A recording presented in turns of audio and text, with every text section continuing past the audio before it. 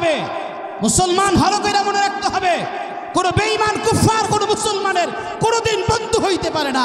আফসোস লাগে মুসলমানের জন্য, যেই মুসলমান মসজিদের মধ্যে বৈশা ইমাম সাহেব বিধর্মীর ব্যাপারে কথা বললে ইমামের চাকরি চলে যায়। ইসকন নামক সন্ত্রাসীর বিরুদ্ধে কথা বলার কারণে বাংলাদেশের মধ্যে বহু মসজিদের ইমামের বিরুদ্ধে মসজিদ কমিটি রাখছে, ইমামকে মসজিদ থেকে তাড়াইয়া দিছে। এমন মুসলমানের জন্য শত আফসোস, ধিক্কার তোমার মতো ইমানদারের জন্য। সমাজের একজন সন্ত্রাসী, তোমার কত গায়ে জ্বলে কেন?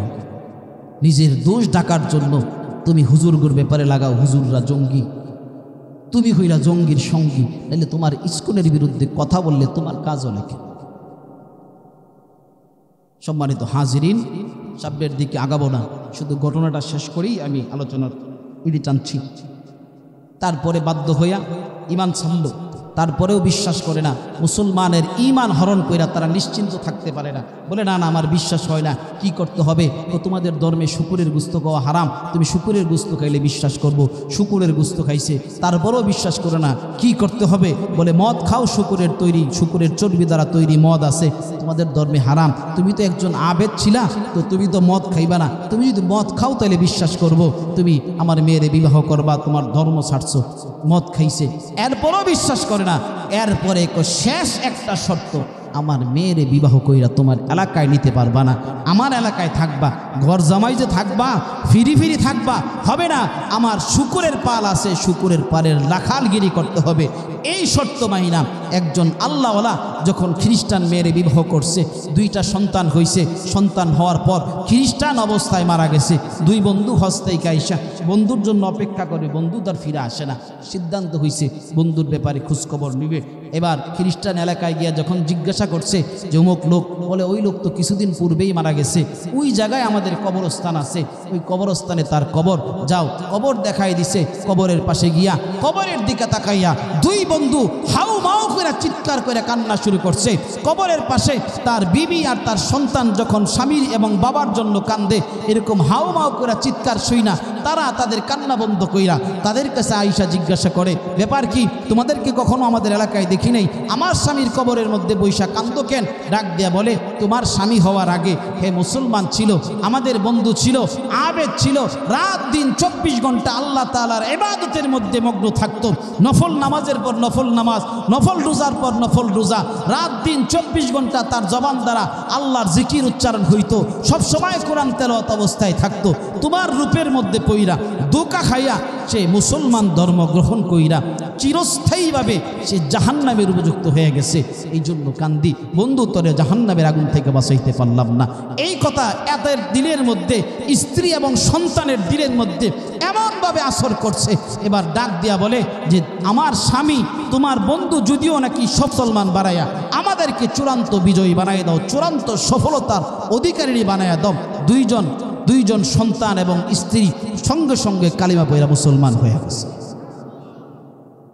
ইমাম শামসুদ্দিন শাফিঈ রহমতুল্লাহি আলাইহি এই ঘটনা উল্লেখ করার পর বলেন, কোন মুমিন তার ঈমানের ব্যাপারে নিশ্চিত থাকতে পারে না, কারণ কার থেকে কখন ঈমান তার নফস এবং শয়তান ধোঁকা দিয়া ঈমান ছিনায় নেয় এটা কেউ বলতে পারে না।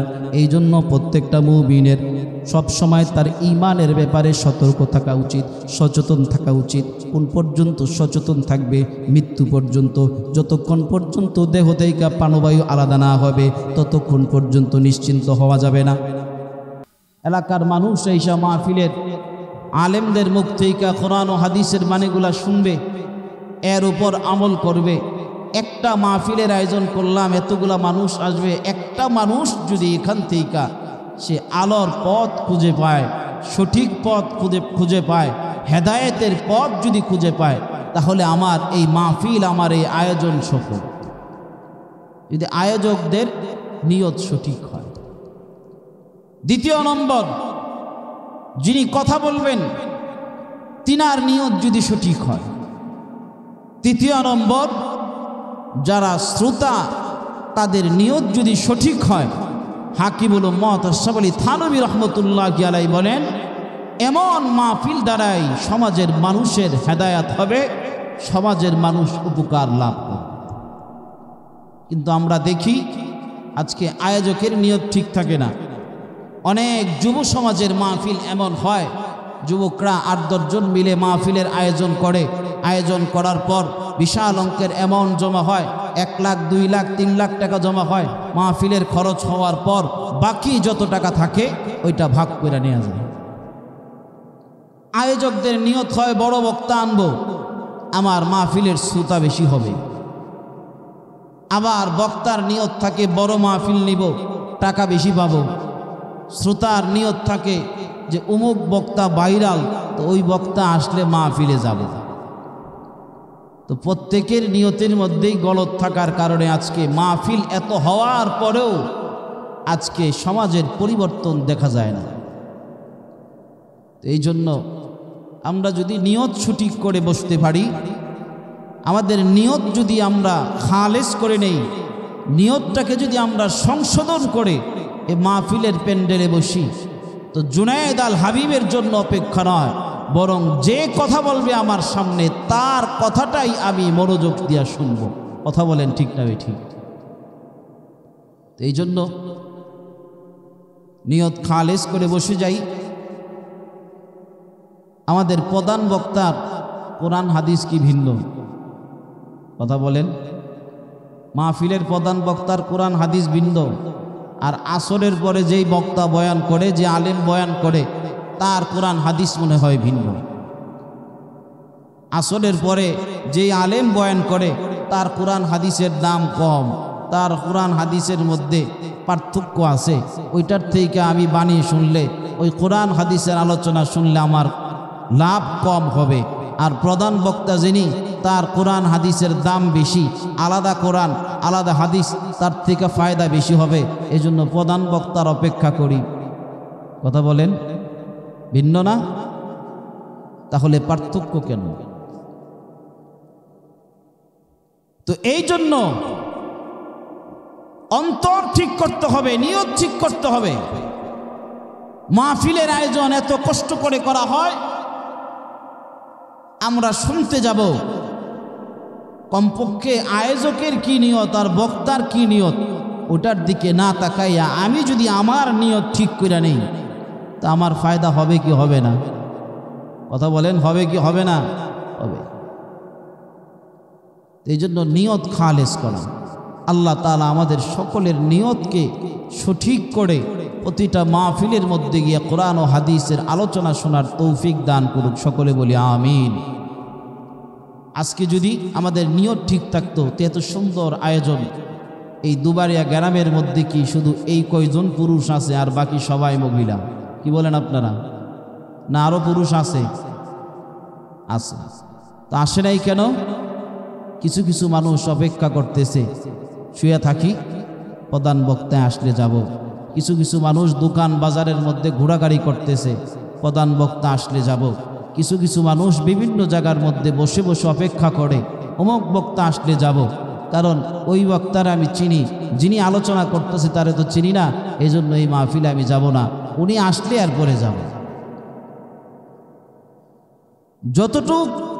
যতদূর আমার এই আওয়াজ পৌঁছতেছে, যাদের কানে আওয়াজ যাচ্ছে, সবার প্রতি উদারত আহ্বান।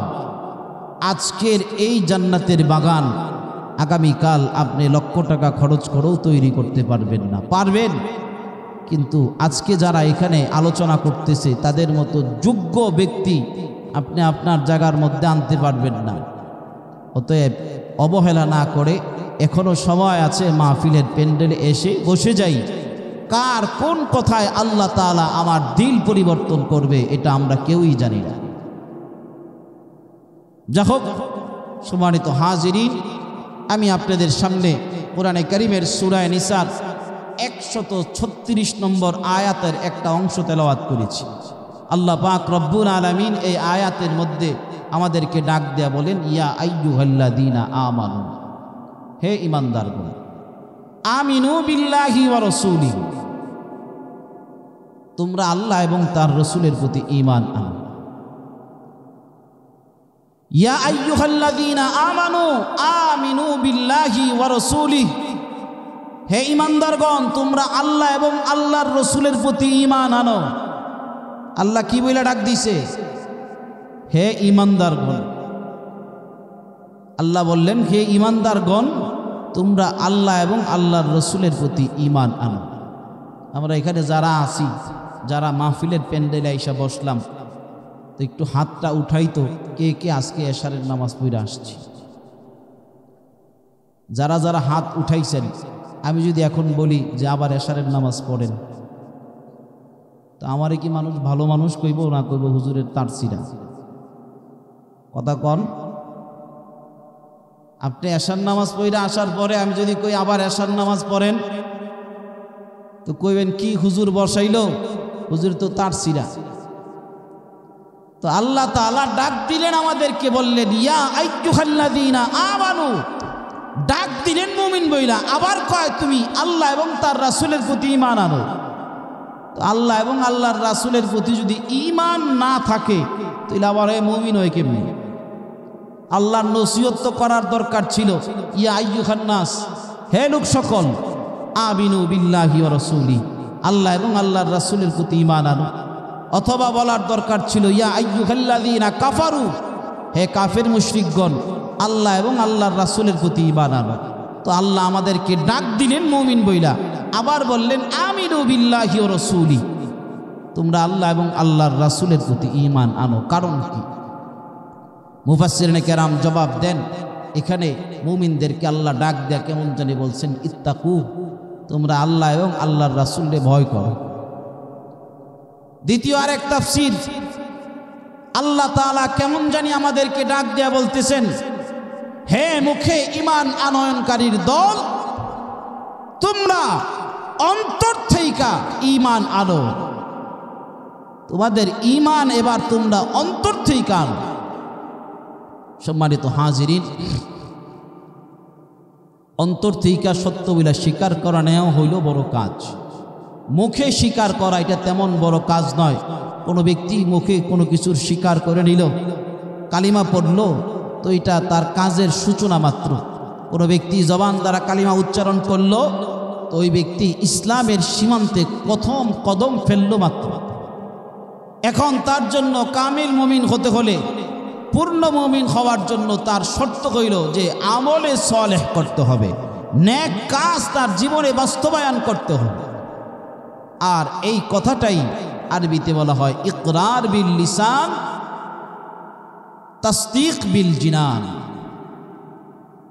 ঈমান প্রত্যাশীদের জন্য দুইটা কাজের কথা বলা হয়েছে।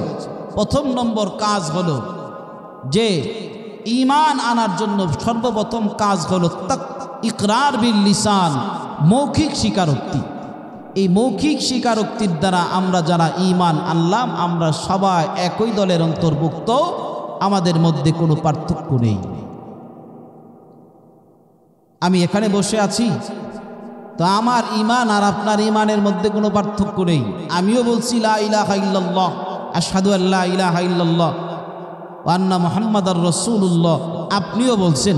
তো আমার ঈমান আর আপনার ঈমানের মধ্যে পার্থক্য নেই, কোনো স্তর নেই, আমরা সকলেই এক। কিন্তু দ্বিতীয়টা তাসদীক বিল জিনান। এই তাসদীক বিল জিনান অর্থাৎ অন্তর দ্বারা সত্যায়ন করা, অন্তর দ্বারা সত্য বলে স্বীকার করে নেওয়ার মধ্যে বিভিন্ন স্তর রয়েছে। যার নেক আমল যত ভালো, তার ঈমানের স্তর তত উপরে। যার নেক আমল যত খারাপ, তার ঈমানের স্তর তত নিচে। এই জন্য কামিল মুমিন এবং পরিপূর্ণ মুমিন হওয়ার জন্য শর্ত হলো যে আমলে সালেহার মাধ্যমে ইকরার বিল লিসান, মৌখিক স্বীকারোক্তির শতভাগ বাস্তবায়ন করা। সম্মানিত হাজিরিন, আমল হলো ঈমানের আলামত। যার আমল বেশি মজবুত, যত বেশি মজবুত তার ঈমানও তত বেশি মজবুত। যার আমল যত বেশি শক্ত, যত বেশি পুক্ত, তার ঈমানও তত বেশি পুক্ত। এজন্যই ব্যক্তির আমলেই হলো তার তাবলীগের সোচ্চার কণ্ঠ। বলা হয়ে থাকে মৌখিক তাবলীগ যতটা কার্যকর, তার থেকে বেশি আমলি তাবলীগ কার্যকর। মৌখিক তাবলীগ, আমরা যারা তাবলীগে যাই, গাস্তের দিন আসরের নামাজের পরে দল বেঁধে বিভিন্ন রাস্তার মধ্যে গিয়া হাঁটি হাঁটি মানুষদেরকে সামনে পেইলে ইমানের দাওয়াত দেই, নামাজের দাওয়াত দেই। আসেন ভাই, মসজিদে আসেন, আসরের নামাজ আদায় করেন, মাগরিবের পরে মসজিদের মধ্যে আলোচনা হবে, আলোচনার মধ্যে বসেন, হেদায়েতের কথাবার্তা হবে, আসেন এই মজলিসের মধ্যে বসেন। এটা হইল মৌখিক তাবলীগ। আমরা যারা সামনে বসছি ভাইজান, আমরা একটু মনোযোগ দিই। আপনি যদি কথা বলেন তাহলে আমি কথা বলতে পারবো না। তো মৌখিক তাবলীগ থেকে আমলি তাবলীগ বেশি কার্যকর। সাহাবায়ে কেরাম এই আমলি তাবলীগ মানুষদেরকে দেখাইছেন। সাহাবায়ে কেরামের আমল দেখা দাওয়াত দিতে হয় নাই, বরং আমল দেখা আমল এত পরিমাণ আসর মানুষের দিলে করছে যে সাহাবায়ে কেরামের আমল দেখা, কার্যক্রম দেখা, তাদের লেনদেন দেখা, তাদের মুআমালা দেখা হাজার হাজার মানুষ ইসলামের মধ্যে প্রবেশ করছে। তাদের দাওয়াত দিতে হয়নি। বহু ঘটনা কিতাবের মধ্যে আছে। আল্লাহর নবীর দুইজন সাহাবী মদিনা থেকে হিজরত করে ইন্দোনেশিয়ার মধ্যে গিয়েছেন। ইন্দোনেশিয়ার মধ্যে যাওয়ার পর ওই জায়গার মধ্যে দুইজন মিলে পরামর্শ করলেন যে আমরা ব্যবসা করব। ব্যবসা করার জন্য দোকান দিলেন। মানুষের মধ্যে যখন রাসূলের সুন্নত তরিকা অনুযায়ী লেনদেন করা শুরু হইল, মুআমালাত যখন আল্লাহর নবীর তরিকা অনুযায়ী করা শুরু হলো, মানুষ তাদের প্রতি এত আকৃষ্ট, এত পরিমাণ ভালোবাসা মানুষ তাদেরকে ভালোবাসতে শুরু করলো যে এখন মানুষ তাদের দোকান থেকেই সব সময় ক্রয় বিক্রয় করে, লেনদেন তাদের থেকেই করে, অন্য দোকানের মধ্যে তারা যায় না। কিন্তু সমস্যা হলো, যেই দোকান থেকে তারা ক্রয় বিক্রয় করে ওই দোকান দৈনন্দিন 4 ওয়াক্ত 4টার সময় ওই দোকান কিছুক্ষণের জন্য বন্ধ হয়ে যায়। আধা ঘন্টা 1 ঘন্টার জন্য দোকান বন্ধ করে দোকানের মালিক কোথায় যেন চলে যায়। মানুষগণ আইসা বন্ধ দোকানের সামনে দাঁড়ায় থাকে।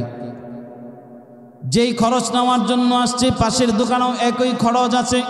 মনে করেন চাল নেওয়ার জন্য আসছে, পাশের মুদি দোকান আছে, চাল আছে, কিন্তু ওই দোকান থেকে চাল নেয় না। জিজ্ঞাসা করার পর বলে এদের লেনদেন ভালো, এদের মুআমালাত ভালো, এদের মুআমালাতের মধ্যে স্বচ্ছতা পেয়েছি, এই জন্য অপেক্ষা করি তাদের থেকে মাল সামানা নেওয়ার জন্য। তো কিন্তু প্রতিদিন আইসা 4টা টাইম মানুষ অপেক্ষা করতে থাকে। এই যে আধা ঘন্টা 1 ঘন্টা সময় তাদের দোকান বন্ধ থাকে, অনেক মানুষের ভিড় লেগে যায়, কিন্তু অন্য দোকান থেকে তারা ক্রয় বিক্রয় করে না। মানুষ যখন তাদেরকে প্রশ্ন করল, সাহাবীগণ জবাব দিলেন, আমরা হইলাম মুসলমান, আমাদের পদ্ধতি, আমাদের এই লেনদেনের পদ্ধতি আমাদের নবী আমাদেরকে শিক্ষা দিয়েছেন। আমাদের নবীর দেখানো পদ্ধতিতে তোমাদের সাথে আমরা ব্যবসা করি। পক্ষান্তরে কোনো মানুষ যদি আল্লাহর নবীর দেখানো পদ্ধতি অনুযায়ী ব্যবসা করে, আল্লাহ পাক রব্বুল আলামিন তার ব্যবসার মধ্যে সীমাহীন বরকত দান করবেন। শুধু দুনিয়ার মধ্যে তারে সফল করবেন বিষয়টা এমন নয়, বরং আখিরাতের মধ্যেও তারে সফলতা আল্লাহ পাক রব্বুল আলামিন দান করবেন। আল্লাহর নবী সাল্লাল্লাহু আলাইহি ওয়াসাল্লাম আল্লাহর নবীর পথ অনুযায়ী, পদ্ধতি অনুযায়ী ব্যবসা করেনেওয়ালাদের ব্যাপারে নবী সুসংবাদ দিলেন, আত-তাজিরুস সুদ্দুকুল আমিন মা'আন নাবিয়্যিন ওয়াস-সিদ্দীকিন ওয়াশ-শুহাদা'i ওয়াস-সালিহিন। আল্লাহর নবী সুসংবাদ দিলেন, এই সৎ ব্যবসায়ীর দল, তোমরা সৎভাবে যদি ব্যবসা করতে পারো, তোমরা যদি আমার দেখানো পদ্ধতি অনুযায়ী ব্যবসা করতে পারো, তাহলে তোমরা শুনে রাখো, তোমরা যদি সৎভাবে ব্যবসা করে তোমরা এই পৃথিবী থেকে যখন বিদায় নিবা, তোমাদের হাসর হবে নবীর সাথে, তোমাদের হাসর হবে সিদ্দিকের সাথে, তোমাদের হাসর হবে শহীদদের সাথে, তোমাদের হাসর হবে নেককার ব্যক্তিদের সাথে। তবে শর্ত হইল পথ কিন্তু আমার পথ অনুযায়ী ব্যবসা করতে হবে। আমি যেই পথ দেখাইলাম, যেইভাবে ব্যবসা করতে বললাম, ওই পথ ওই পন্থা অনুযায়ী যদি ব্যবসা করতে পারো, তাহলে জীবনে সফলতা লাভ করবা। শুধু দুনিয়াতে নয়, বরং তোমরা আখিরাতের মধ্যেও সফলতা লাভ করবা।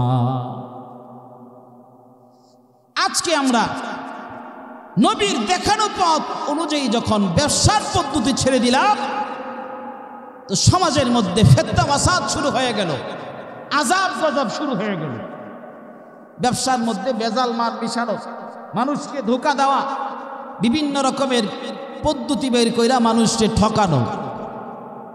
মুরগির দোকানদার মুরগি বিক্রি করে, তার মেশিনের সাথে তার পায়ের সাথে একটা রশি লাগানো, মুরগি দিয়ে রশি টান দেয়, মুরগির ওজন হলো 1.5 কেজি, আর মেশিনের মধ্যে উঠা যায় 2 কেজি।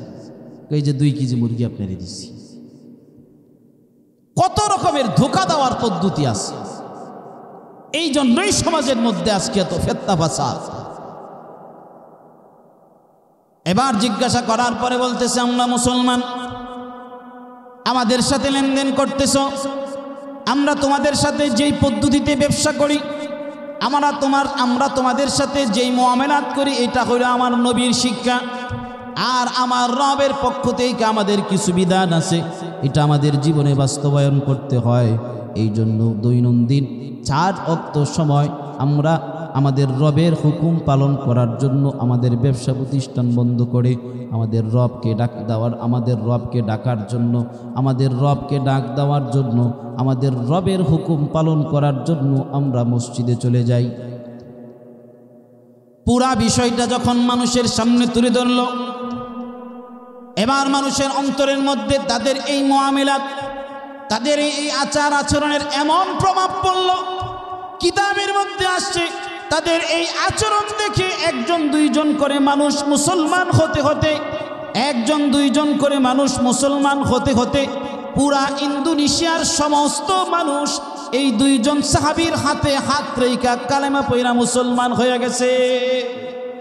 আর একটু আওয়াজ দেয়া কর না, মাঠের মধ্যে মানুষ জেতা না মরা বোঝা যায় না। আওয়াজ, আপনারা কি জীবিত না মৃত? তাহলে একটু আওয়াজ দেয়া বলেন সুবহানাল্লাহর আওয়াজ হইল না। মানুষ আমরা যদি বুঝতাম যে একবার সুবহানাল্লাহ বলার কি ফজিলত, তাইলে সুবহানাল্লাহ সবসময় জপতাম, সবসময় সুবহানাল্লাহ জপতাম। আজকে এখানে অনেক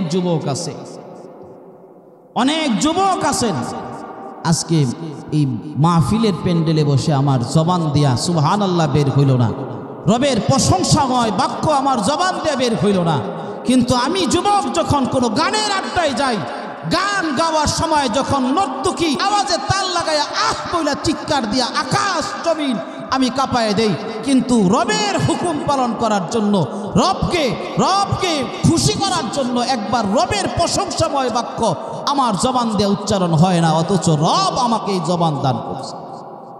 আফসোস। তো একটু সুবহানাল্লাহর ওয়াজটা শোনাই, এই ওয়াজটা মনে রাখেন যে কোন জায়গার মধ্যে ছিলাম। হাকিমুল ইসলাম কারি তৈয়ব সাহেব রহমতুল্লাহি আলাইহি তার খুতুবাতের মধ্যে একটা ঘটনা লিখেন। মিশরের মধ্যে হযরত ইউসুফ আলাইহিস সালাতু ওয়াস সালাম যখন খাদ্যবন্তির চেয়ারের মধ্যে বসছেন, মিশরের মধ্যে যখন দুর্ভিক্ষ দেখা দিল, হযরত ইউসুফ আলাইহিস সালাতু ওয়াস সালাম যখন জনগণদেরকে রাজ ভান্ডার থেকে, খাদ্য ভান্ডার থেকে ফিরি খাদ্য দেয় প্রতি মাসে, তো খাদ্য দেওয়ার জন্য প্রত্যেকের জন্য একটা কার্ড তৈরি করছে। এই কার্ডটা খাদ্য ভান্ডারের মধ্যে গিয়া যখন দেখাইবে, তো খাদ্য ভান্ডারের যেই সমস্ত দায়িত্বশীল লোক আছে তারা একটা নির্দিষ্ট পরিমাণ খাদ্য তাদেরকে 1 মাসের জন্য দিয়া দিবে। তো মিশরের একজন ব্যক্তি প্রতি মাসে কয়েকবার গিয়া খাদ্য আনে, আর যদি জিগায় তো খুব ধমকায়। খাদ্য কর্মকর্তা যারা আছে তাদের খুব ধমক দেয়, হ্যাঁ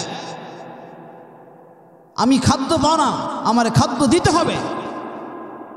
কিছু কিছু মসজিদের মধ্যে মুসল্লি দেখবেন জিলাপি দেয়, একবার হাতে লইয়া কাগজ দিয়া এটারে পেঁচাইয়া পকেটের মধ্যে আবার হাত পাটে। চীনা পরিচিত মানুষ হওয়ার পর যদি বলে তুমি না একবার জিলাপি নিছো, আরেকবার দে বেড়া, এই একটা দিয়া কি হবে, এটা তো আমার খাইয়া ফেলাইছি, আমার বাসার মধ্যে নিতে হবে না, তা আবার লয়, ওইটাও খায় আবার লয়।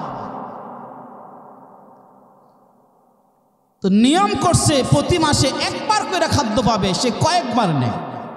তো তো এক কান দুই কান কইরা কথা যাইতে যাইতে এটা হজরতে ইউসুফ আলাইহিস সালাতু ওয়াস সালামের কাছে গেছে।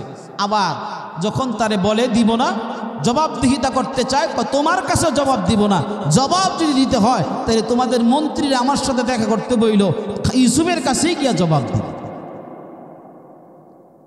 এক কান দুই কান করে যখন এটা ইউসুফ আলাইহিস সালাতু ওয়াস সালামের কানে চলে গেল, আল্লাহর নবী হযরত ইউসুফ আলাইহিস সালাতু ওয়াস সালাম ওই ব্যক্তিকে ডাক দিয়া জিজ্ঞাসা করলেন, কি কারণ তোমার, তুমি কেন এই খাদ্য ভাণ্ডার থেকে একাধিকবার খাদ্য নাও? তো ওই ব্যক্তি ডাক দিয়া বলে, এটা আমার অধিকার। তো হযরত ইউসুফ আলাইহিস সালাতু ওয়াস সালাম বলে, এটা আবার তোমার কেমন অধিকার? তুমিও জনগণ, অন্য মানুষও তো দেশের একজন জনগণ, তাকে একবার খাদ্য নেয়, তারা একবার খাদ্য নেয়, তাদেরকে খাদ্য ভাণ্ডার থেকে একবার খাদ্য দেওয়া হয়, তুমি একাধিকবার খাদ্য নাও, এটাকে বিএনসিপি নয়? ওই ডাক দিয়া বলে, কোনো বিএনসিপি নয়, বরং এটা আমার অধিকার।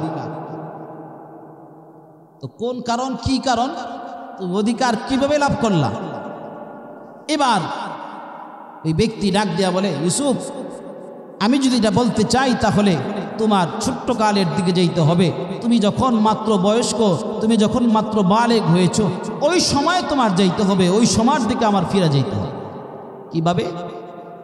এবার ওই ব্যক্তি ডাক দিয়া বলে, তুমি যখন বালেগ হয়েছ, আজিজে মিশরের ঘরের মধ্যে ছিলা, আজিজে মিশরের স্ত্রী জুলাইখা যখন তোমাকে কুকর্মের দিকে ডাক দিল, তুমি যখন বাঁচার জন্য এই তার অন্দরমহল থেকে দৌড় দিয়া মেইন গেটের সামনে আইসা আজিজে মিশরের সামনে পড়লা।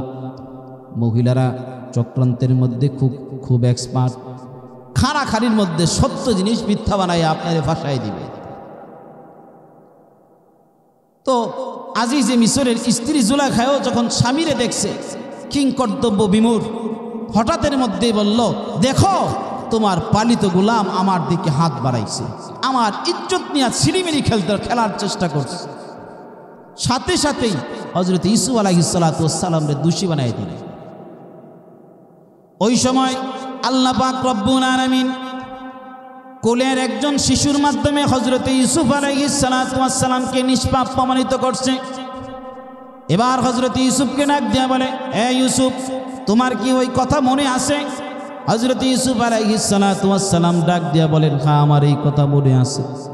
এবার ওই ব্যক্তি ডাক দিয়া বলে, আমি হইলাম সেই ব্যক্তি যে নাকি কোলে থাকা অবস্থায় তোমার পবিত্রতা বর্ণনা করছি।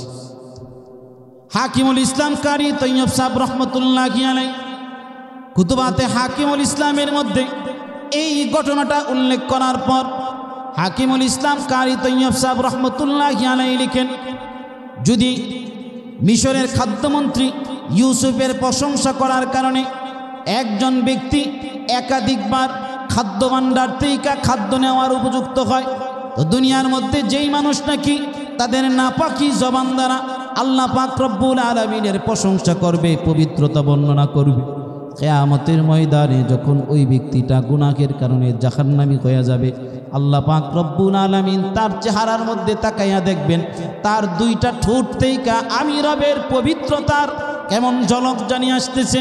ফেরেশতাদেরকে এই দিন ডাক দিয়া বলবেন, ও আমার ফেরেশতারা, ওই ব্যক্তিটারে তুমি জাহান্নামের মধ্যে ফেলাইও না।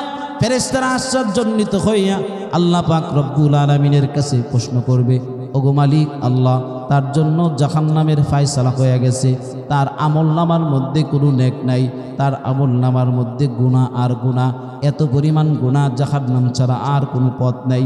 তাহলে তুমি কেন এই ব্যক্তিটারে জাহান্নাম থেকে মুক্তি দিতে চাও? আল্লাহ পাক রব্বুল আলামিন ওই দিন ফেরেশতাদেরকে ডাক দিয়া বলবেন, ও আমার ফেরেশতারা, দুনিয়ার মধ্যে সে গুনাহ করছে, কিন্তু তার জবান দ্বারা আমি রবের পবিত্রতা বর্ণনা করছে।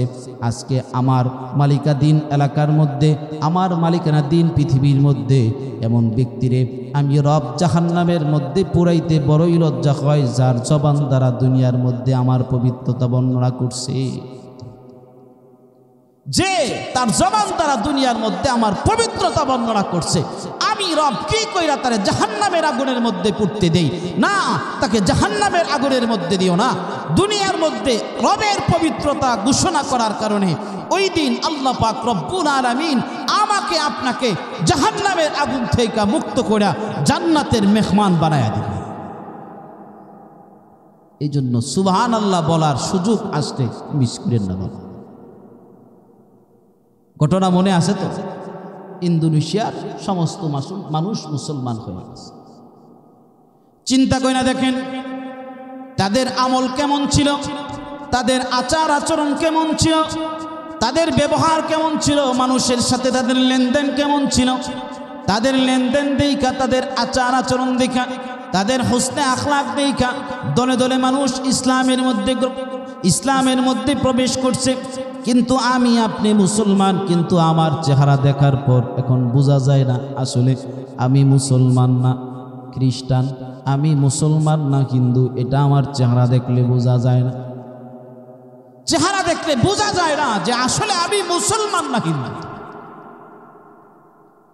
আমি নিজের মুসলমান দাবি করলাম, এখন আসেন হিসাব করি আমি মুসলমান। নিজের ইমানদার দাবি করলাম, নিজের মুমিন দাবি করলাম, আমি কেমন মুসলমান এবার একটু হিসাব করি।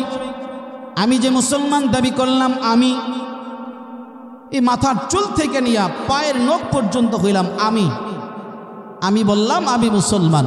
তা আসেন হিসাব করি, আমির মধ্যে জবান আছে না নাই? কথা বলেন, আমির মধ্যে জবান আছে না নাই? আছে। আমির মধ্যে জবান আছে, আমি মুসলমান, তো আমার আমির মধ্যে জবান আছে, তা আমি মুসলমান মানে আমার জবানও মুসলমান। তা আসেন হিসাব করি আমার জবান মুসলমান। জবান যদি মুসলমান হয়, ওই জবান দ্বারা কোনো মানুষের গীবত হবে না, ওই জবান দ্বারা কোনো মানুষের নিন্দা করা হবে না, ওই জবান দ্বারা কোনো মানুষকে কষ্ট দেওয়া যাবে না, ওই জবান দ্বারা কোনো মানুষকে গালাগাল করা যাবে না। কিন্তু আমি আপনি নিজেকে মুসলমান দাবি করার পরও অন্যের গীবত করি, অন্যের নিন্দা করি, অথচ এটা কত বড় গুনাহ, কত বড় গুনাহ। আল্লাহ পাক রব্বুল আলামিন কোরআনে কারীমের মধ্যে ডাক দিয়া বলেন, ইয়া আইয়ুহাল্লাযীনা আমানু জতানিবু কাসীরাম মিনাজ-যন ইন্না বা'দাজ-যন্নি ইসমু ওয়া লা তাজাসসাসু ওয়া লা ইয়াগতাব বা'দুকুম বা'দা আইয়ুহিব্বু আহাদুকুম আন ইয়াকুলা লাহমা আখিহি মাইতান ফাকারিহতুমু। যারা নাকি অন্যের দুশ্চর্চা করে, আল্লাহ পাক রব্বুল আলামিন তাদের ব্যাপারে বলেন, তোমরা কি তোমাদের মৃত ভাইয়ের গোশত ভক্ষণ করা পছন্দ করবা? মৃত ভাইয়ের কথা বাদ দিলাম, আমরা কেউ জীবিত মানুষের গোশত খাওয়া পছন্দ করি? আছেন এমন কেউ? সুন্দর একটা মানুষ, শরীরের মধ্যে গোশত খুব, যদি হাঁটলে যার গোশত কেমন নড়াচড়া করে, হ্যাঁ দেখতেও মানুষটা খুব সুন্দর। এখন এই সুন্দর মানুষ দেখলে তার অন্তরের মধ্যে কি এই কথা আসে যে তার শরীরের থেকে এক টুকরা গোশত কাইটা যদি বোনা কইরা খাইতে পারতাম? আসেনি এমন কেউ মানুষ? অন্তরের মধ্যে সুন্দর মানুষ, গোশতওয়ালা মানুষ দেখলে তাদের অন্তরের মধ্যে এমন কথা জাগে? আসেন এমন কেউ? তো আল্লাহ জিজ্ঞাসা করলেন, আল্লাহ বলেন, স্পষ্ট করে বলেন, আইয়ুহিব্বু আহাদুকুম আন ইয়াকুলা লাহমা আখিহি মাইতা। তোমার মৃত ভাইয়ের গোশত খাইতে তোমার ভালো লাগবো, পছন্দ করো? তা আল্লাহ জবাব দেয়, ফাকারিহতুমু, তোমরা কখনো পছন্দ করবে না, কোশ্চিনকালেও পছন্দ করবে। তো গীবত করলাম, তো অন্য ভাইয়ের গোশত কেমন জানি চাবায় চাবায় খাই। তো বলতেছিলাম আমি মুসলমান, আমার মধ্যে জবান আছে, আমার জবানরে মুসলমান বানাইতে পারলাম না। আমার মধ্যে চোখ আছে না নাই? কথা বলেন, আমার মধ্যে চোখ আছে না নাই? আমি যে দাবি করলাম আমার মাথার থেকে পায়ের নখ পর্যন্ত হইলাম আমি, তা আমার মধ্যে চোখ আছে না নাই? আছে। তা আসেন হিসাব করি আমার চোখকে মুসলমান বানাইতে পারলাম কিনা। যদি বলি আমার চক্ষু মুসলমান, তাহলে ওই চক্ষু বেগানারির দিকে যাবে না, ওই চক্ষু কোনো সুন্দরী মহিলা দেখলে তার দিকে উঠবে না, কোনো গোনার দিকে ওই চক্ষু ব্যবহার হবে না। রাস্তা দিয়ে যাচ্ছি, পাশের দোকানে টিভি চলে, টিভির দিকে আমার চক্ষু যাবে না। কোনো গুনাহের কাজ আমি এই চক্ষু দ্বারা করব না। যদি আমি গুনাহের কাজ করি, বোঝা গেল এখনো আমার চক্ষু মুসলমান নয়। আসেন, আমার মধ্যে কান আছে না নাই? কথা বলে, আমার কথা বুঝেন না আপনারা? কান আছে না নাই? এখন আমার কান রে মুসলমান বানাইতে পারলাম কিনা। যদি বলি আমার কান মুসলমান, তাইলে এই কান দ্বারা গান শোনা যাবে না, এই কান দ্বারা গীবত শোনা যাবে না, এই কান দ্বারা গুনার কোনো কথা শোনা যাবে না, এই কান দ্বারা বেগানা নারীর কথা শোনা যাবে না। যদি বেগানা নারীর কথা শুনলাম, গান শুনলাম, খারাপ কোনো কাজের কথাই কান দ্বারা শুনলাম। আপনারা আমার হাতে কাগজ আছে, বিশ্বাস আপনাদের আছে। এখন এইটার নাম কি ঈমান? বলে না, এটার নাম ঈমান নয়। ঈমান কোন জিনিস? আমার পকেটে টাকা আছে, এই বিশ্বাস কার কার আছে? একটু হাত ওঠান তো দেখি। এই যে 4-5 জন মানুষ পাওয়া গেল, কই আমার পকেটে তো টাকা নেই, আমার পকেটে তো টাকা নাই। তো যারা আমার পকেটে টাকা আছে এই কথা শুনি না, যারা হাত তুলছেন, এইটাই হইল আসলে ঈমান। এটা দেখা যারা বললেন যে আমার বিশ্বাস আছে, এটার নাম ঈমান নয়। আরবিতে এটারে বলা হয় মুশাহাদা। ঈমান বলা হয় না দেখা বিশ্বাস করা। আল্লাহ এবং আল্লাহর রাসূলকে আমরা দেখি নাই, আল্লাহকে কখনো দেখি নাই। দুনিয়ার মধ্যে আল্লাহরে দেখা সম্ভব নয়। নবী মূসা আল্লাহরে দেখতে চাইছে, আল্লাহরে দেখতে পারে নাই। দুনিয়ার মধ্যে মানুষের জন্য আল্লাহকে দেখা সম্ভব নয়। আল্লাহরে না দেখা আল্লাহর প্রতি বিশ্বাস স্থাপন করলাম, নবীকে না দেখা নবীর প্রতি বিশ্বাস স্থাপন করলাম। এটার নাম হইল ঈমান। দুনিয়ার মধ্যে এই ঈমান, এই ছোট্ট একটা বস্তুর কারণে দামি একটা উপহার, পুরস্কার আল্লাহ আমাদেরকে দিবে, সেটার নাম হইল জান্নাত। কিন্তু দেখা ফেলাইলে তো দামি পুরস্কার পাইতাম না। একটা ঘটনার মাধ্যমে আপনাদেরকে বুঝাই। কিতাবের মধ্যে আসছে, বাদশাহ হারুনুর রশিদের জমানায় একজন পাগল ছিল, নাম হইল তার নাম বাহলুল। মানুষে তারে পাগল বলে ডাকতো। মানুষটা ছিল সরল সোজা প্রকৃতির, কিন্তু আল্লাহর খুব প্রিয় বান্দা ছিল, আল্লাহওয়ালা মানুষ ছিল। তো একদিন বিকালবেলায় বাদশাহ হারুনুর রশিদ এবং তার স্ত্রী জুবাইদা নদীর পারে বিকালবেলায় হাওয়া খাওয়ার জন্য গেছে। গিয়া দেখে যে বাহলুল নদীর পারে, নদীর কিনারায় বালু দ্বারা কি জানি তৈরি করে। তো বাদশাহ হারুনুর রশিদ কাছে গেছে, কাছে গিয়া দেখে বাহলুল কেমন জানি ঘর বানাইতেছে। তো তারপরেও জিজ্ঞাসা করছে, বাহলুল তুমি কি করো? ও ঘর বানাই। তো কি করবা ঘর বানাইয়া? এটা বিক্রি করবো। কয় টাকায় বিক্রি করবা? কয় 1 দিনারে বিক্রি করবো। এবার বাদশাহ হারুনুর রশিদ ডাক দেয়া বলে, আসলেই তোমারে মানুষ এই কারণেই পাগল কয়, আসলেই তুমি পাগল। নদীর কিনারে বালুর ঘর তোমার থেকে 1 দিনারে কে কিনবো?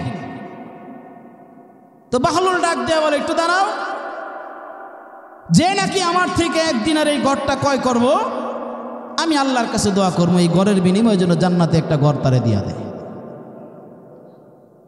তো বাদশাহ হারুনুর রশিদ গুরুত্ব দেয় নাই। ও লাগলে আমার থেকে তুমি 100, 200, 1000 দিনারে এমনি নিয়ে যাও, কিন্তু এই ঘর তোমার থেকে আমি 1 দিনারে ক্রয় কইরা আমি নিজেরে পাগল পরিচয় দিতে রাজি নাই। এমন সময় বাদশার স্ত্রী জুবাইদা আসছে, আয়েশা তাদের কথা গোপন শুনছে। আবার বাহলুলকে জিজ্ঞাসা করছে যে তুমি যেই কথা বলছো এটা ঠিক আছে? তোমার থেকে 1 দিনারে এই ঘর ক্রয় করলে তুমি আল্লাহর কাছে দোয়া করবা তো? দোয়া করবো। তো 1 দিনার বার কইরা দিচ্ছে। রাত্রিবেলায় বাদশাহ হারুনুর রশিদ ঘুমের ঘরে এবার স্বপ্নে দেখে কিয়ামত কায়েম হয়ে গেছে। বাদশাহ হারুনুর রশিদ জান্নাতের অলিতে গলিতে ঘুরতেছে। ঘুরতে ঘুরতে হঠাৎ কইরা তার একটা ভবনের দিকে দৃষ্টি পড়ছে। কি সুন্দর ভবন, বিভিন্ন রকমের মণিমুক্তা দ্বারা ভবনের দেওয়াল, স্বর্ণরূপার ইট দ্বারা এই ভবনের দেওয়াল দেওয়া হয়েছে। ওই ভবনটা দেখার জন্য বাদশাহ হারুনুর রশিদ আগায় গেছে। মেইন গেটের সামনে গিয়া দেখে যে মেইন গেটের সামনে লেখা জুবাইদা মহল।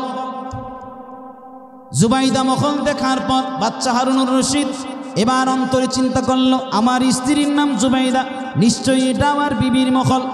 আর আমার বিবির মহল মানে আমার মহল, এটার মধ্যে আমার অধিকার আছে। এই কথা চিন্তা কইরা বাদশাহ হারুনুর রশিদ যখন গেট ঠেইলা ভিতরের দিকে ঢুকতে লইল, গেটের দারোয়ান গলার মধ্যে ধাক্কা দিয়া বার করে দিস। বাদশাহ হারুনুর রশিদ উইরা গিয়া পড়ছে 10 হাত দূরে। উইটা আসছে, আইসা বলে, ভাই আমার ধাক্কা দিলেন কেন? কই এই বাড়ির মধ্যে তোমার ঢোকার অনুমতি নাই। তখন বাদশাহ হারুনুর রশিদ ডাক দেয়া বলে, এটা তো আমার বিবির বাড়ি। তোমার বিবির বাড়ি আর যার বাড়ি হোক, এই এলাকার নিয়ম হইল যার বাড়ি সেই প্রবেশ করতে পারবে, অন্য কোনো মানুষের প্রবেশ করার অনুমতি নেই। তো বাদশাহ হারুনুর রশিদ ডাক দিয়া কয়, আচ্ছা ঢুকতে তো দিবেন না, তাহলে একটা কথা জিজ্ঞাসা করি, বাড়িটা নতুন মনে হইতেছে, কবে বানাইছে? কয় আজকেই তৈরি হয়েছে। আজকেই তৈরি হয়েছে, এই কথাটা কেমন যেন বাদশার কানের মধ্যে বাড়ি খাচ্ছে। বাদশা ঘুম থেকে উঠে গেছে। এবার চিন্তা করতেছে, হায় হায় কি কাজ করলাম। বাহলুল তেইকা যদি বাহলুলকে এরকম অবহেলা না কইরা একদিন আরে বাহলুল তেইকা যদি ঘরটা আমি ক্রয় করতাম, তাইলে আজকে আমিও তো জান্নাতের মধ্যে একটা বাড়ির মালিক হইতাম। এই টেনশনে ভোর পার হইছে, দুপুর গেছে, আবার বিকাল হইছে। বিকালের ওই একই সময় বাচ্চা হারুনুর রশিদ এই টেনশন করতে করতে আবার নদীর পার গিয়া বাহলুলকে তালাশ করতেছে। গিয়া দেখে একই জায়গার মধ্যে বাহলুল আবার ঘর তৈরি করে। বাচ্চা হারুনুর রশিদ এবার বাহলুলকে ডাক দিয়ে বলে, কি করো? ঘর বানাই কেন? বিক্রি করব। কিনলে কিনলাম, যে নাকি এই ঘর ক্রয় করবে আমি আল্লাহর কাছে দোয়া করব আল্লাহ যেন তারে জান্নাতের মধ্যে একটা বাড়ি দেয়। তো তোমার ঘরের দাম কত? এবার বাহলুল ডাক দিয়া বলে, আমার এই ঘরের দাম হইল পুরা পৃথিবী। পুরা পৃথিবী দিয়ে আমার এই পুরা পৃথিবী কেউ যদি আমার এর মূল্য হিসাবে দিতে পারে তাইলে দোয়া করে। বাচ্চা হারুনুর রশিদ এবার ডাক দিয়া বলে, বাহলুল ব্যাপারটা বুঝতে পারলাম না। গতকালকেও তুমি এরকম একটা ঘর তৈরি করছিলা, আমি জিজ্ঞাসা করার পর ঘরের মূল্য বলছি না 1 দিনার, কিন্তু আজকের এই ঘরের মূল্য এত বেশি, কারণ কি? বাহলুল ডাক দিয়া বলে, গতকালকে যে নাকি আমার থেকে ঘর ক্রয় করছে ওই না দেখা ক্রয় করছে, কিন্তু আজকে যে নাকি আমার থেকে ঘর ক্রয় করার জন্য আসছে হয়তো না দেখা কিনতে আসে নাই, দেখা কিনতে আসছে, এই জন্য ঘরের দাম এত বেশি। আজকে আমরা যারা নাকি আমাদের আল্লাহকে না দেখা, আমার রবকে না দেখা, নবীকে না দেখা ঈমান আনলাম, এই ছোট্ট একটা বিষয়ের জন্য আল্লাহ পাক রব্বুল আলামিন আমারে বিশাল পুরস্কার দান করবে, সেটা হইল জান্নাত। কিন্তু যারা নাকি দুনিয়ার মধ্যে ঈমানের মূল্য দেয় নাই, ঈমানের উপর অবিচল ছিল না, যখন তার মৃত্যুর সময় হাজির হয়ে যাবে, ওই যখন আখিরাতের বিভিন্ন বিভীষিকাময় অবস্থা তার চোখের সামনে ফুইটা উঠবে, ভয়ঙ্কর দৃশ্যগুলা ফুইটা উঠবে, ওই সময় যদি তার কাছে পুরা পৃথিবী থাকত, ওই পুরা পৃথিবী তার জরিমানা স্বরূপ দিয়া বাঁচার চেষ্টা করত, নিজের সন্তান সন্ততির দিয়া বাঁচার চেষ্টা করত, নিজের স্ত্রীর দিয়া বাঁচার চেষ্টা করত। আল্লাহ পাক রব্বুল আলামিন কোরআনে কারীমের মধ্যে জানাই দিয়ে বলেন, ইয়াওয়াদ্দুল মুজরিমু লাউ ইফতাদি মিন আযাবি ইয়াউমিইযিন বিবানি ওয়া সাহিবাতিহি ওয়া আখি ওয়া ফাসিলাতিহি আল্লাতী তুবি ওয়া মান ফিল আরদি জামিআন সুম্মা ইউনজি। কাল্লা, কখনোই হবে না, কখনোই সম্ভব হবে না। পুরা পৃথিবী যদি মূল্য দেয়, পুরা পৃথিবীর মালিক হওয়ার পর আর এইটা যদি দিয়া বাঁচতে চায় তখন সম্ভব হবে না, কারণ চোখের সামনে ফুইটা উঠছে। না দেখার কারণে আল্লাহ তাআলা আমাদেরকে এমন নিয়ামত দান করবেন, কিন্তু দেখার পর এটার দাম অনেক বেড়ে যাবে। এই জন্য বাবা, ঈমান নামক নিয়ামত আল্লাহ আমাদেরকে দান করছে, এর কদর করতে হবে। কোন পর্যন্ত কদর করব? যতক্ষণ পর্যন্ত আমার দেহ থেকে আমার প্রাণবায়ু উড়া না যাবে। অনেক শত্রু আছে, এর মধ্যে প্রধান শত্রু হইল 2টা। এর 1 নম্বর শত্রু হইল শয়তান, 2 নম্বর শত্রুর নাম হইল নফস। শয়তান তো আল্লাহর কাছে ওয়াদা কইরেই আসছে যে তোমার বান্দাদেরকে কিন্তু আমি ধোঁকা দিয়া আমি আমার সঙ্গী বানায় নিব। তুমি এমন বান্দা বানাইছো, ওই বান্দার কারণে এত সম্মানের জায়গার মধ্যে ছিলাম, আমি এত ইবাদত গুজার হওয়ার পর তোমার বান্দারে আমি সম্মান না করার কারণে, মাটির তৈরি মানুষের সম্মান না করার কারণে আমারে তুমি আসমানের সম্মানের জায়গা থেকে লানত দিয়া তুমি বের করে দিছো, তোমার বান্দাদেরকে আমি শান্তিতে থাকতে দিব না। আল্লাহর কাছে ওয়াদা করে আসছে।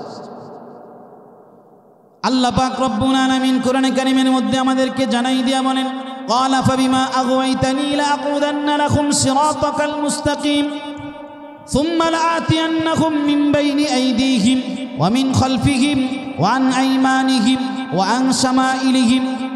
আল্লাহর কাছে ওয়াদা করে বলে, ডান দিক থেকে ধোঁকা দিব, বাম দিক থেকে ধোঁকা দিব, সামনে থেকে ধোঁকা দিব, পিছন থেকে ধোঁকা দিব, তোমার বান্দারে আমি শান্তিতে থাকতে দিব না। এই জন্য আল্লাহ পাক রব্বুল আলামিন শয়তানের ধোঁকা থেকে বাঁচার জন্য আল্লাহ কোরআনে কারীমের মধ্যে স্পষ্ট ভাষায় ঘোষণা করে দিয়া বলে, ওয়ালা তাত্তাবিউ খুতুওয়াতিশ শাইতান ইন্নাহু লাকুম আদুউম মুবিন। শয়তান তোমার শত্রু, কিন্তু তোমার প্রকাশ্য শত্রু। অতএব তার ধোঁকায় পইরা, তার অনুসরণ কইরা তুমি বিফল হইও না, তোমার নিজের জীবনকে ধ্বংস করো না। বলেন তো দেখি, আল্লাহ ঘোষণা করলেন শয়তান আমাদের শত্রু, এটার মধ্যে 1%, 100%-এর মধ্যে 1% সন্দেহ আছে?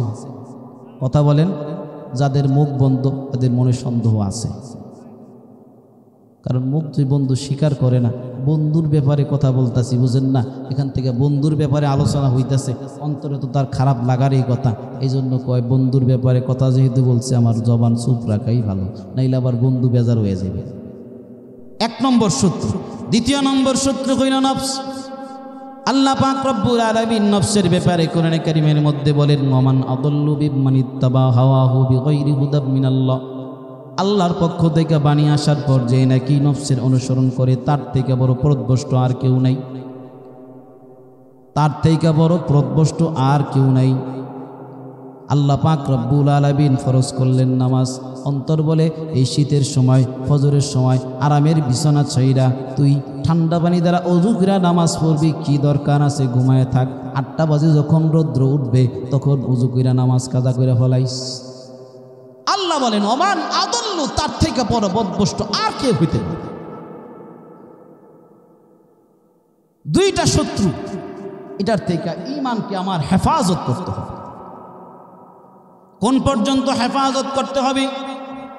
বলতেছিলাম যতক্ষণ পর্যন্ত এই দেহ থেকে প্রাণ আলাদা না হবে। একজন মুমিন কখনো তার ঈমানের ব্যাপারে শতভাগ নিশ্চিত থাকতে পারে না, কারণ শয়তান সবসময় প্রতিটা মুমিনের পিছনে তার সর্বোচ্চ চেষ্টা ব্যয় করতে থাকে। অতক্ষণ পর্যন্ত ব্যয় করে যতক্ষণ পর্যন্ত নাকি তার দেহের মধ্যে প্রাণবায়ু থাকে। এই জন্য ইমাম শামসুদ্দিন শাফিঈ রহমতুল্লাহি আলাইহি কথা বলার পর ইমাম শামসুদ্দিন আস-শাফিঈ রহমতুল্লাহি আলাইহি বহুত বড় একজন বড় আলেমের নাম। উনি বুখারী শরীফের একটা ব্যাখ্যা লিখছেন। ব্যাখ্যার নাম হইল শরহুল বুখারী লিল ইমাম আস-শাফিঈ। ওই কিতাবের মধ্যে এক হাদিসের ব্যাখ্যার মধ্যে উনি একটা ঘটনা উল্লেখ করে বলেন যে 3 জন আবেদ রওনা হয়েছে হজ করার জন্য। হজের পথে যাওয়ার পথে, আগের যুগের হজ এত সহজ ছিল না, হজের নিয়ত করলে 1 বছর 6 মাস 1 বছর আগে রওনা হইতে হইতো। রওনা হওয়ার পর প্রতিমধ্যে একটা খ্রিস্টান গ্রাম, ওই খ্রিস্টান গ্রামের মধ্যে অবস্থান করছে। উজু করবে, নামাজ পড়বে, পানির তালাশ করতে গেছে। গিয়া দেখে সামনে একটা কূপ। ওই কূপের কাছে যখন গেছে, কূপের কাছে গিয়া দেখে সুন্দরী মেয়েদের কোনা আনাগোনা, সুন্দরী মেয়েদের আনাগোনা। তো এক আবেদের দৃষ্টি এই খ্রিস্টান মেয়ের উপর পড়ে গেছে। খ্রিস্টান মেয়ের উপর যখন দৃষ্টি পড়ে গেছে তখন তার অন্তর তারে ধোঁকা দেওয়া শুরু করলো। তার খারাপ অন্তর তারে ডাক দিয়া বলে, এই খ্রিস্টান মেয়ে, এত সুন্দর একটা মেয়ে হারাইস না। ভালো অন্তর বলে, এই মেয়ের ধোঁকায় তুই পড়িস না। 2 অন্তর এবার যখন যুদ্ধ করতেছে, খারাপ অন্তর ভালো অন্তরের উপর বিজয় লাভ করলো। এখন সিদ্ধান্ত নিল আমি এই মেয়ের বিয়া করব, আমি হজে যাব না। বন্ধু 2 জনরে ডাক দেয়া বলে, বন্ধু তোমরা হজে চলে যাও, এই বছর আমি আর হজ করতে যাব না। অনেক বুঝাইছি, কোনো লাভ হয় নাই। বাধ্য হইয়া যখন তারে রাইখা 2 বন্ধু রওনা হয়ে গেছে। তার 3য় নম্বর বন্ধু আবেদ বন্ধু যখন এলাকার মধ্যে আসে, এবার খ্রিস্টান মেয়ের ব্যাপারে খোঁজ নেওয়া শুরু করলো। খোঁজ নিয়ে জানতে পারলো এটা হলো এই এলাকার সর্দারের মেয়ে। সর্দারের কাছে বিবাহের প্রস্তাব নিয়ে গেছে। বিবাহের প্রস্তাব নিয়ে সর্দারের কাছে গেছে। সর্দার, খ্রিস্টান সর্দার যখন দেখছে, পরিচয় দিছে আমি একজন মুসলমান, এইটা শোনার সঙ্গে সঙ্গেই তার অন্তর বইলা উঠছে, সুযোগ পাইছি। তার ঈমান হরণ করার এটাই সুযোগ। প্রস্তাব দেয় না, না আমি তোমার কাছে মেয়ে বিয়ে দিতে পারবো না। কেন? আমার মেয়ের মোহর তুমি আদায় করতে পারবে না। কি পরিমাণ মোহর লাগবে? আমি আমার এলাকার মধ্যে ধনাঢ্যশীল ব্যক্তি, সম্পদের অভাব নাই, তো সম্পদ দিয়ে আমার মেয়ের মোহর আদায় হবে না। তাহলে কি চান আপনার মেয়ের মোহর আদায়ের জন্য? ডাক দিয়া বলে, আমার মেয়েকে যদি বিবাহ করতে চাও তাহলে আমার মেয়ের এই বিবাহের মধ্যে মোহর হবে তোমার ঈমান। তুমি যদি তোমার ঈমান ত্যাগ কইরা খ্রিস্টান ধর্ম গ্রহণ করতে পারো, তাইলে তোমারে আমি তোমার কাছে আমার মেয়ের বিবাহ দিব। আওয়াজ দিয়া বলেন নাউজুবিল্লাহ। সব সময় সতর্ক থাকতে হবে। সতর্ক থাকার পদ্ধতি হইল নেক আমল।